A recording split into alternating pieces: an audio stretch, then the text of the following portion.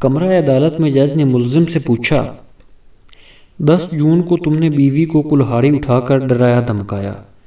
ملزم نے اقرار کیا، جی جناب ایسا ہی ہوا تھا۔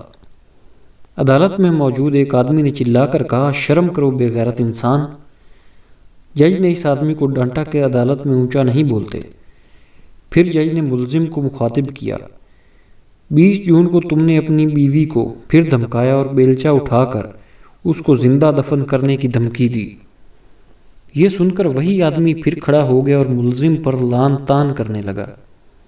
اب جج کو غصہ آ گیا، میں تمہارے جذبات سمجھتا ہوں، کوئی بھی غیرت مند شخص اپنی بیوی کو ایسی دھمکی نہیں دے سکتا، لیکن میں نے تمہیں پہلے بھی منع کیا تھا کہ عدالت کا احترام لازم ہے۔ اب تم بولے تو تم پر توہین عدالت لگا دوں گا۔ وہ آدمی گویا ہوا، جناب آپ نہیں جانتے یہ ملزم کتنا مکار اور جھوٹا ہے۔ میں نے کئی بار اس سے کلہاڑی اور بیلچہ ادھار مانگے، اس نے کہا کہ اس کے پاس یہ چیزیں نہیں ہیں۔